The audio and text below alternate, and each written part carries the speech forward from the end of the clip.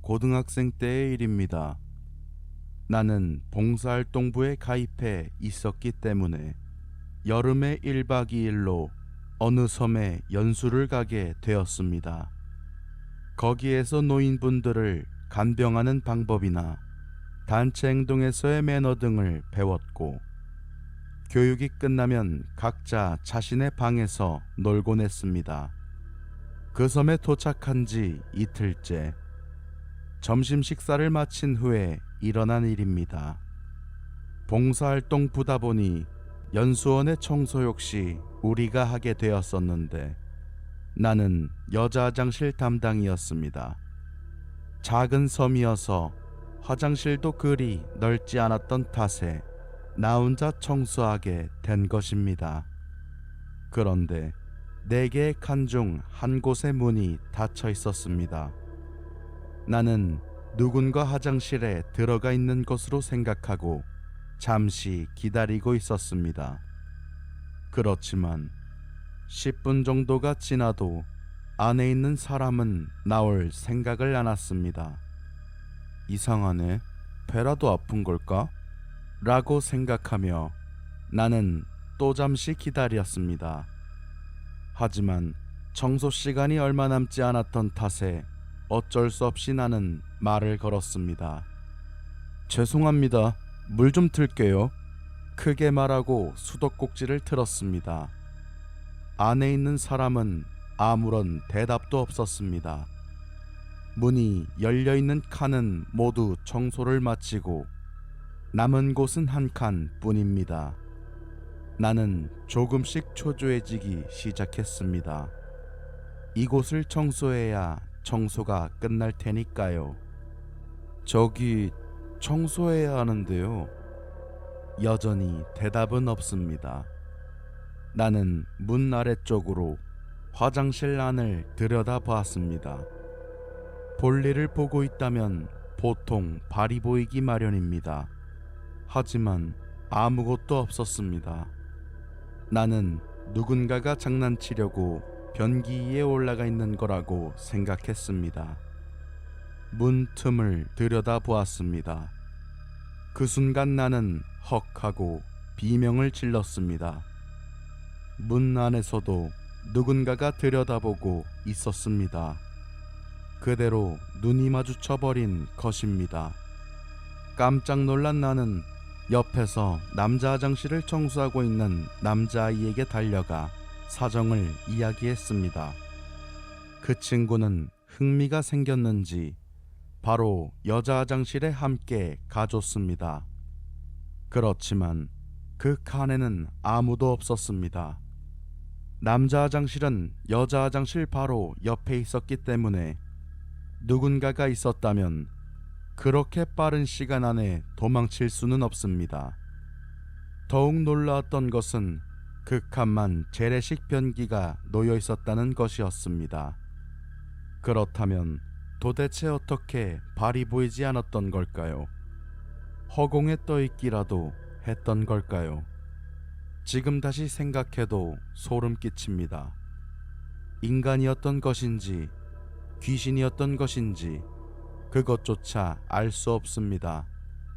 지금도 그 차가운 눈을 잊을 수가 없습니다. 역시 그것은 사람이 아니었을까요?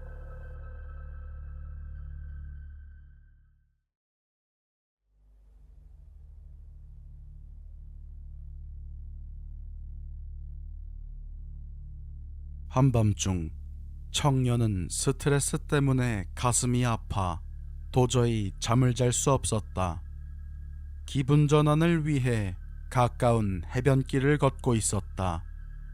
그런데 바다 쪽에서 희미하게 확성기로 말하는 것 같은 여자의 목소리가 들렸다. 그쪽을 바라보니 바다에 반짝반짝 예쁘게 빛나는 금색의 물체가 보였다. 이상하게 생각한 청년은 해변으로 내려갔다. 그러자 그 목소리가 당신은 여기에 있습니까? 라고 멍하니 되풀이하는 것이 들렸다. 그리고 불상의 모습을 한 기념비 같은 것이 바다 위에 떠서 반짝반짝 금색으로 빛나고 있었다. 그런데 그것을 잠시 동안 보고 있자 서서히 손과 몸이 꾸물꾸물 움직이기 시작했다. 그리고 몸의 균형이 사라지며 이쪽으로 다가오기 시작했다. 그 순간 청년은 위험하다고 생각하고 급히 원래 길로 달려가기 시작했다. 그러자 당신은 여기 있습니까? 라는 여자의 목소리가 점점 커졌다. 뒤를 돌아보니 불상 같은 것은 해변 위를 마구 움직이고 있었다. 청년은 이미 늦었다고 생각하고 그대로 네라고 대답하려고 했다. 그러나 왠지 마음속에서 무언가가 계속 걸려 아니요 라고 대답했다. 그러자 여자의 목소리는 멈추고 불상 같은 것도 사라져 버렸다. 그리고 청년은 알아차렸다. 이곳이 해변이 아니라 바닷속이라는 것을. 청년은 가슴까지 바다에 잠긴 채 점점 바다 깊은 곳으로 달려가고 있었던 것이다.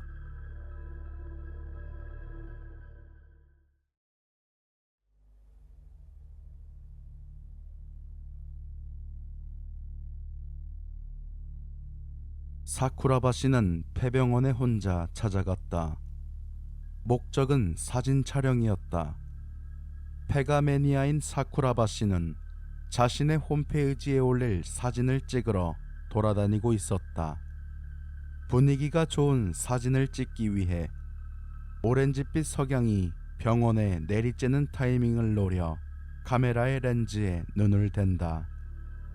불타는 것 같이 아름다운 색에 감긴 폐병원은 마치 다른 세상처럼 아름다웠다.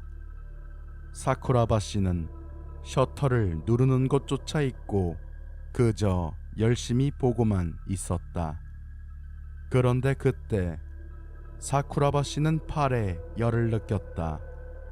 석양에 느껴지는 어딘지 모르게 차가운 열과는 다른 팔이 쪼글쪼글하게 늘어붙는 것 같은 강한 아픔을 수반한 열이었다. 아야!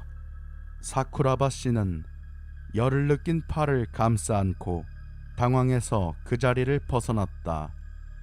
몇 미터 정도 벗어나 조금 전 자신이 있었던 것을 보니 지면이 시꺼멓게 타 있는 것이 보였다.